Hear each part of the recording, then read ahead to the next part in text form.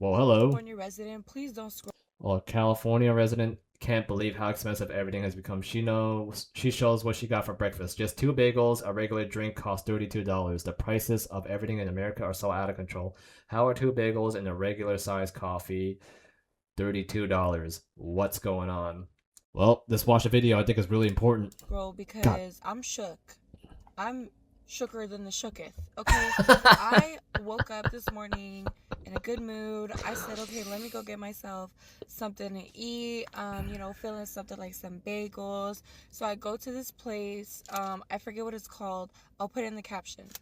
I go to this place Wow. and I get one, two. I get two bagels. This is literally just Two egg, bagels. I think you got four. cheese, bacon. And I added avocado for $2 Hmm. each. Okay? You do the math. This is how big it is. And I got a coffee, right? So all we have is two of these bad boys and a coffee, right? The coffee is good. This, not so much.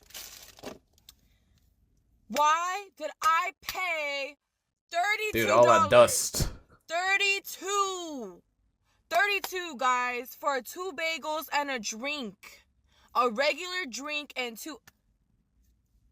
California residents, let me know if your prices are matching because, like I said, I'm shooker than the shooketh. This is ridiculous. Baby, this should be like $15. $32 for two bagels and a coffee. Okay.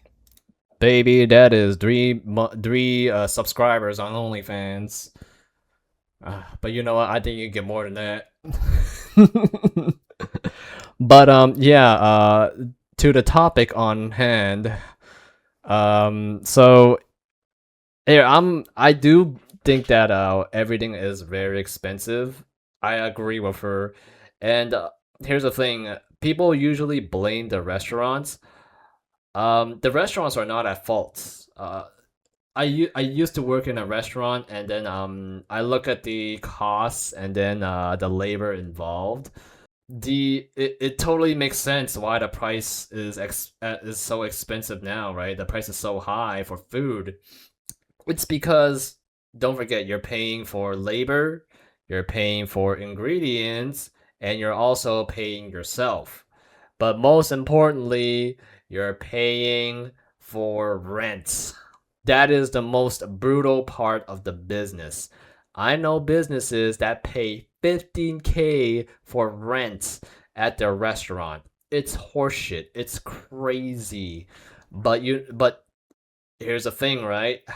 Like these real estate people, like these boomers, they know that restaurants they needed this place. This is a good spot. It's like, oh, it's a hot spot for business. Let me charge you up the ass. That's why my friend has been charged $15,000 to rent his place. It's just like a restaurant, so two floors, and oh man, I just can't like. I also know how tight the margins is, the profit margin for the food. It's about 10% profit margin. It's worse. It's like one of the restaurants is one of the worst business models, but it's also like one of the most old school business model that is functional if you're willing to work at least 14 hours a day. 14 hours a day. Yeah. I know bakery owners that will wake up at 3:30 a.m. to get the shit ready and started, and then she would after she cooked everything, she would put it out, present it, and then she would have to work at the cashier for like 9 hours afterwards. It's fucking grueling working in the food and drink industry. You want to own a restaurant business? Ha! I know so many failed restaurant businesses. It like they always show up in my city and they always disappear. They cannot fucking hack it. People fantasize about the whole, oh yeah, I know a good like recipe and then I'm going to serve it in my restaurant. It's gonna be amazing and the lines will be packed.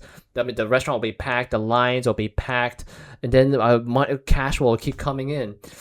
You know what, at some point is no longer a cash issue. It's more like a time issue. You once you work like past 12 hours, you start to question your own existence.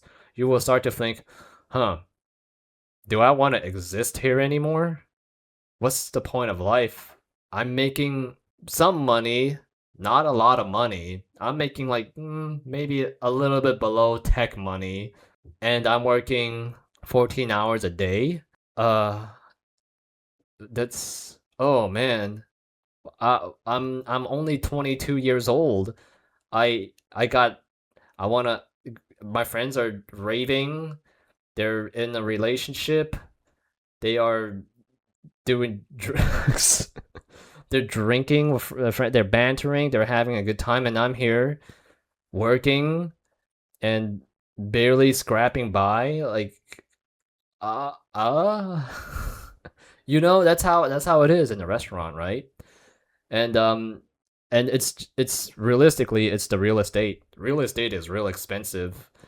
I mean, yeah, it's not just for restaurants too, right? I know some barber shops where they charge like $6,000 for like 800 square feet, which is horseshit. That is just fucking $6,000 for 800 square feet of space, and that like you have to don't forget you also have to pay for labor and you have to pay yourself, right? No one works for free. No one starts a business just to work for free, right? That's just not how business work. If the owner is not profiting, why the fuck would he work at a business? And it's yeah, back to like real estate. It's always real estate. and but then good thing Trump he recently passed a bill, or I don't know if he passed it yet, but then he's basically banning big investor companies like BlackRock from buying real estate. So, that's pretty good, right? And if it was up to me, right, I won't only just do that, but I will also increase the rate of tax.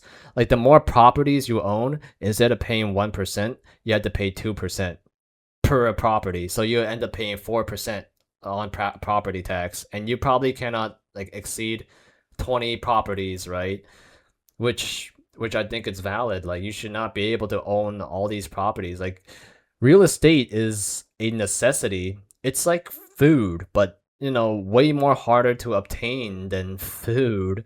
Real estate is super limited, especially in big cities, right? That's why I don't believe that like one guy should own like 20 something houses, homes in a city, or otherwise he'll just it's basically a semi monopoly.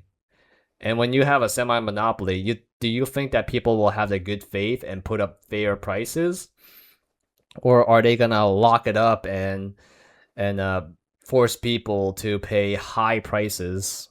Like my friend, she works like at like a minimum wage job, and she also do, some online content stuff just to make by paying rent, right? And maybe like save a little bit for herself.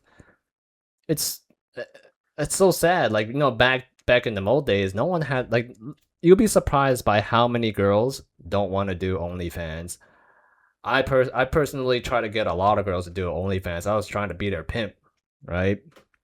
And and a lot of them don't want to do it. They much rather work themselves to the bone than to resort to OnlyFans. But then like a lot of girls that I know that do OnlyFans, they don't want to do it. They don't want to show their body.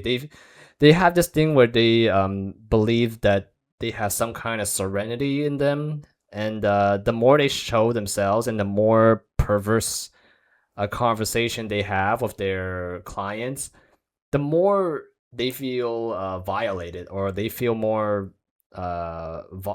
I don't know, they feel more vile about their mentality and their body. They're like, oh my god, the world knows what my body looks like. It's not a secret anymore. Yeah, granted, like I don't think a set of boobs is that special, right? I've seen plenty of them. They all look generally the same. The only difference is the size. But all in all, like I don't think that a woman's body is that special where you need to keep it a secret from the world, right? If a woman is naked, it's like, oh, whatever, I don't care. Like, oh yeah, la di da.